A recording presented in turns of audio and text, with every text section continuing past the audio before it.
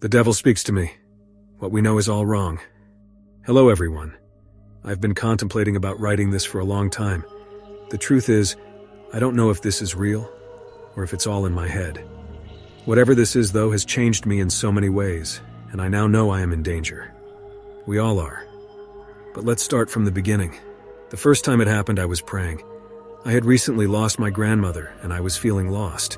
I decided that I would turn to God to find peace and some answers and come to terms with her death.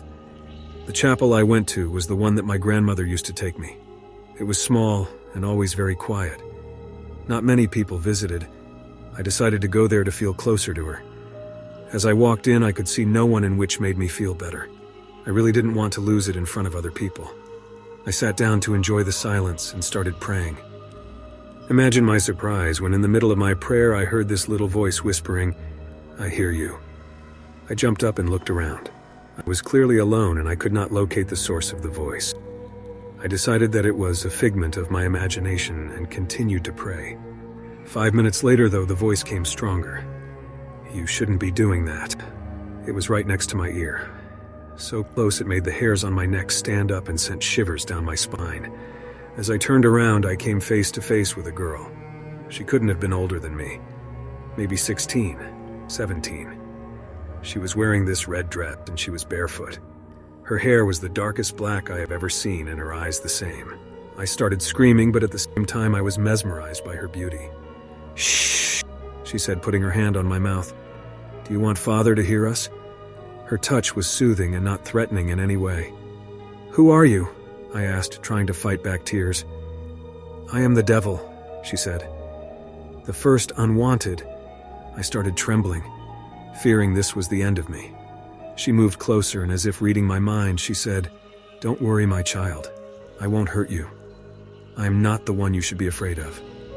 I have come to warn you as I have done with so many others."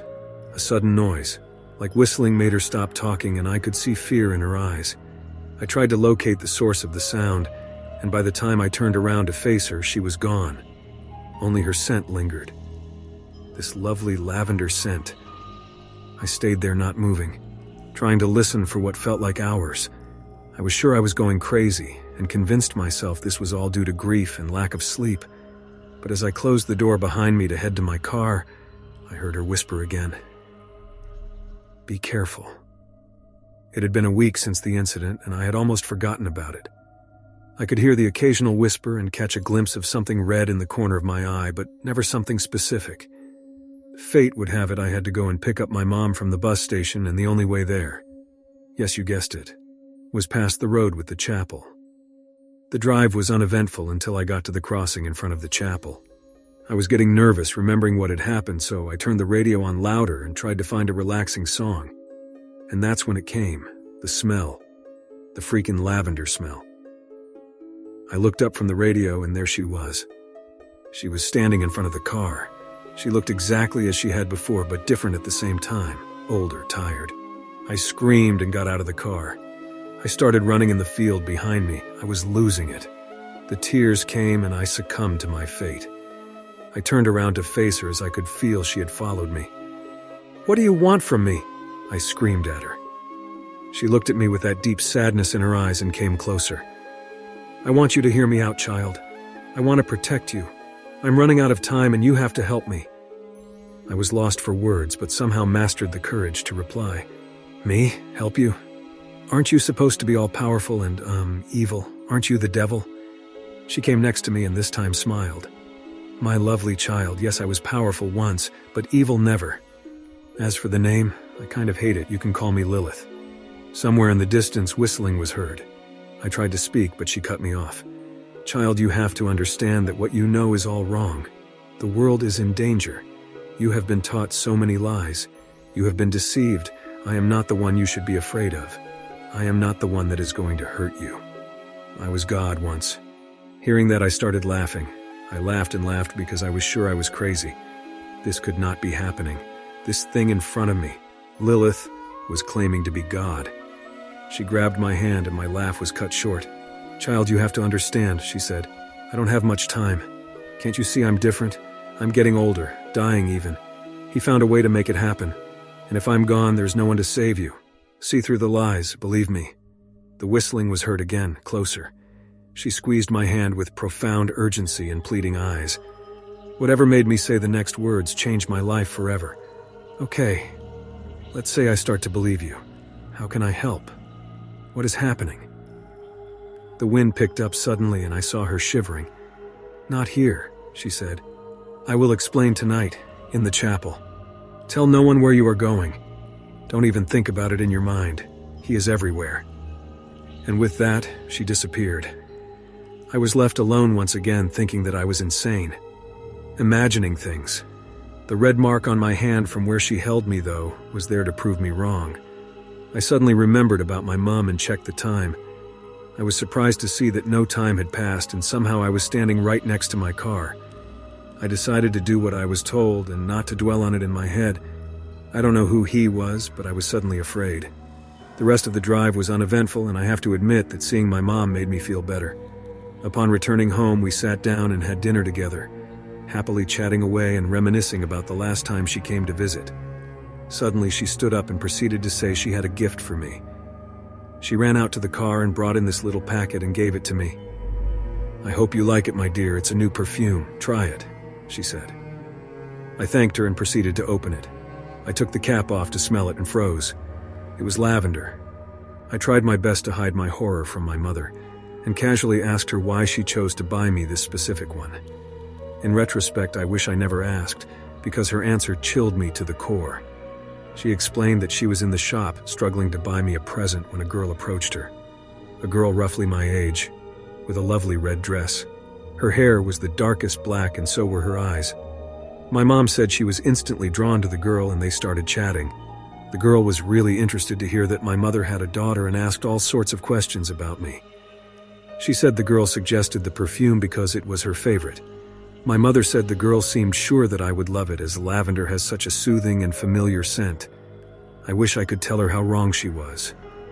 With this discovery in my mind, I decided I couldn't hear any more, so I found an excuse to cut the conversation short and put a film on. A couple of hours later, I said goodnight to my mom and headed up to my room. The time was almost midnight. I made sure my mom went to bed, waited a bit until she fell asleep, and got ready to make my way to the chapel. I was terrified, but determined to find out what was going on. "Okay, Lilith," I whispered as I got in my car. "You have my attention." As I left my house to drive to the chapel for my meeting with Lilith, I was sure someone was following me. I choked it up to my nerves and drove on. I barely realized how I got there since my mind was preoccupied with wondering what she was going to tell me. I parked the car down a small alley so it wouldn't be visible. Took a deep breath and went in. Upon entering, all my nerves and agitation disappeared. The lavender scent was there and all the candles were lit, giving the inside of the chapel a soft, warm glow that made me smile. I scanned the room with my eyes until I found her, and that's when my smile disappeared. She was hiding in the corner, visibly shaken, and I could see a slash on her right cheek. What made more impression on me, though, was that once again she looked older and a lot more tired. I approached her with caution and whispered her name. She suddenly looked up and noticed her eyes light up when seeing me. "Oh, I'm so glad it's you. I was scared he found me again. Eve, come closer. I need to tell you everything before it's too late." The way she said my name made me shiver. Familiarity struck me and I was left numb. I felt I had seen this before. For the first time since first seeing her, I felt I really knew her. She caught up with my change of demeanor, and she came closer. "So you start to remember. I was hoping we would never have this conversation again. I was hoping that I had managed to keep you safe." I held her hand and tried to concentrate, but couldn't. "Please tell me what is happening, Lilith. Yes, this all seems familiar, but I can't piece anything together." She smiled softly. That warm, knowing smile, and she started her story. "Eve, first of all, you have to understand why it is vital you stay safe. It all started thousands of years ago. My father created me and my brothers, his angels. We were powerful beings and gladly helped Father to create the rest of the world. After we had finished, Father was content, but I felt empty. I felt that this beauty, this creation went underestimated. I felt we needed to create more, and so I did. I created you, Eve, and alongside you, Adam. I knew Father would never approve, as he wanted to be the sole creator of everything in the universe. You see, Father was loving but within limits, You could never defy him. You had to obey his rules. I kept you and Adam safe in the Garden of Eden, and you were so happy. Believe me, Eve, you were truly happy. But one day the inevitable happened. You called me your God. A word so powerful on its own that stirred things, changed the balance, and he knew. I begged him to spare you. I begged him to take it out on me, to leave you my children alone. And he promised he would, Eve. If I gave up my heavenly rights and walked out of heaven once and for all, he promised he would allow you to keep living. I had no choice and left. But Father was cruel. Yes, he kept you alive but tainted your existence. He made you miserable. He made you believe he created you and that he owns you. He made you hate me and praise him. Eve, you have to understand you never deserved this. Humanity never did. You did nothing wrong. The books and the teachings, everything is a lie. You are innocent, Eve. At this point I was crying my eyes out. My memory was still hazy, but I knew this was true. But how did I get here? I managed to ask. How can I be alive? Ah, yes, you always ask me this. You have to understand that Father didn't count on one of his favorites loving me more than him. Michael let me know of Father's plan to deceive you with the apple, so I managed to put some of my grace in it. Once you took a bite, you became immortal, Eve. When your body dies, you simply move on to a new one. And it is the same for Adam. I have managed to keep you safe by erasing your memory from time to time, but now he knows. Michael is long gone, and this is my last chance. You have to find Adam, you have to find and help him remember, and then you have to save the world. I was lost for words. I looked at her and tried to understand what was happening when suddenly the all-too-known whistling came. Lilith screamed in agony and the candles went out. An icing feeling came over me and I saw a shadow move closer. This was surreal. It was pitch black in the chapel, but still this shadow was clearly visible. It was like it was sucking all the air out of the room. I almost fainted when I heard his voice. "Finally, I found you, child!" I screamed in terror. The candles came back on and I saw him. He was standing behind Lilith and he looked nothing like I imagined. He was holding her close, hugging her, but you could see she was hurting. "Who are you? What do you want from me?" I asked. He laughed this roaring laugh that reached the bottom of my soul. "I wasn't talking to you," he said. "I was talking to my child, the one that betrayed me." "Lilith, why would you do this to your own father? Haven't we been through enough? Don't you miss heaven?" Lilith looked at him with disgust. "You are not my father. You kill or cast away anything that doesn't fit your rules. What have you done to Michael?" "Ah, yes, Michael. The other disobedient child. Let's just say Michael has been reprogrammed. He knows where he belongs now," he said while grabbing her tighter. I couldn't take it anymore and I lunged at him. He stopped me with his eyes. The pain was excruciating and I howled. He laughed and I could hear his laugh in my head. "Please stop hurting her. Please, Father, stop." Lilith screamed and managed to escape his grasp. She put her hand on my forehead and immediately the pain went away. "Oh, Lilith, aren't you tired of wasting your grace? She is clearly not the savior you think she is. You will die in vain." And with that last comment, he pulled her close once again, and flames engulfed her.